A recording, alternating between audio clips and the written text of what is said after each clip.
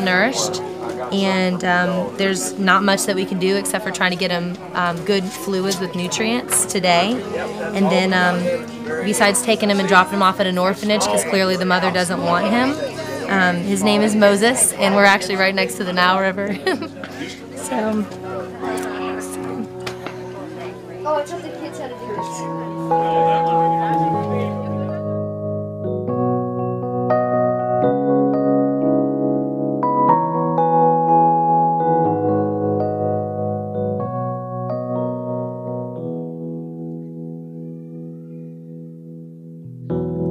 My world was changed when your love you gave for me.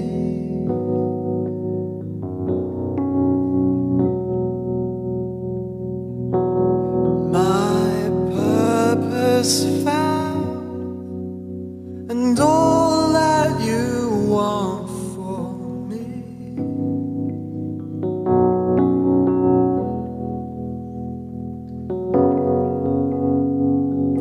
And I found myself in you,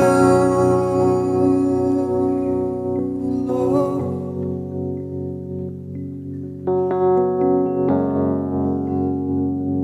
And I found myself in you.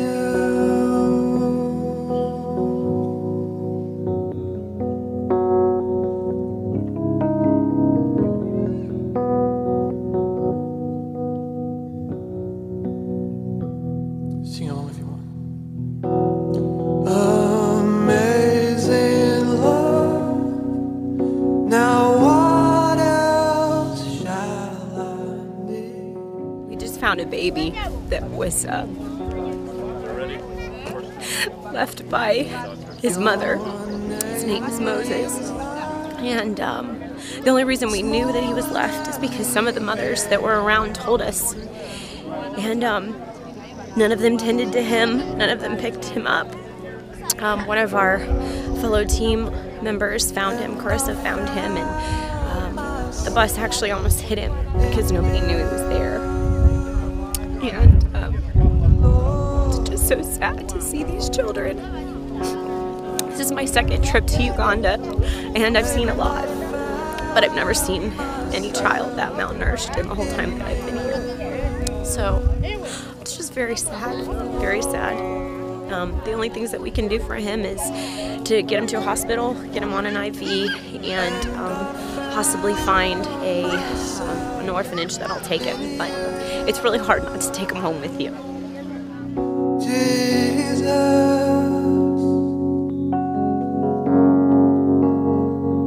and I found myself in you.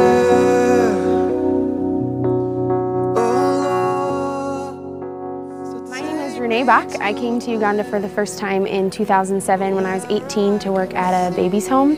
And the Lord just really just grabbed my heart for the people of Uganda and this community in particular, Misesi, right outside of the town of Jinja. And so in 2009 I started a nonprofit called Serving His Children and moved back to Misesi to start what is now Serving His Children. We started out as a feeding program. We fed 1,000 children on Tuesdays and Thursdays, and we had Bible clubs for kids and moms.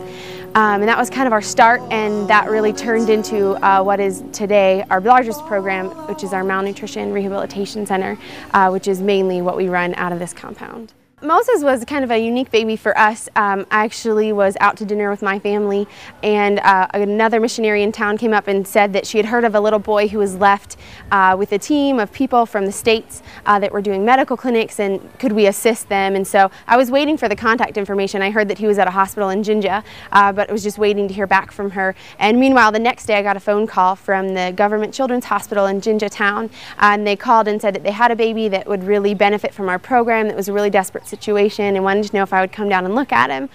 So we went and saw him, and immediately when I went into the ward I could pick him out because they said he was pretty severe. And so we went and we talked with his grandmother, who was his caregiver. caregiver there at the hospital and some of the staff.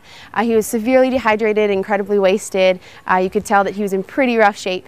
He hadn't really been receiving his medications on time, and so we waited, and I went back 3 times that day trying to get him discharged, but the intern doctors weren't there, and so we continued to just go and check on him. I went really late in the night and then early the next morning and ended up finding an intern doctor, and then it turned out that it was the same baby that we had heard about that was on the bus and that also we got the call about, and so we met this team from Florida and got connected with them and were able to get a discharge and have him transferred here to our facility. Moses was tested, had lots of tests run at the Children's Hospital. He was there for 3 days before he was transferred. He tested negative for HIV and TB, but he does have pneumonia, so that's a huge complication for him. Many children with malnutrition have pneumonia. It's really common. Their immunity is just so low, they kind of just catch a lot of things. So he has pneumonia. He's currently on treatment that was prescribed by the pediatrician there, and he will be for the next 2 weeks. But he will be in our facility for probably 2 to 3 months. Every child that comes in, their treatment plan and kind of course of action for them is different. But he is pretty severe, and so I would say he'll be here for about 2 months, and then he'll be integrated back into his home with his grandmother. We have a website, it's servinghischildren.org, and myself and any volunteer that we have also have blogs that are linked that have more current information, more stories on the kids and pictures and kind of day-to-day information, and those links can be found on the website. Some of the biggest ways that you can be involved with Serving His Children is to be a prayer warrior. What we do is for Christ. We're here as His ambassadors, and so that's first and foremost our priority. Secondly, it seems kind of cliche, but financial support. We run completely off of donations from the States, from individuals, churches, groups, schools, you name it, and that's where we get our funding from. So monthly sponsors is also a huge way for people to be involved in what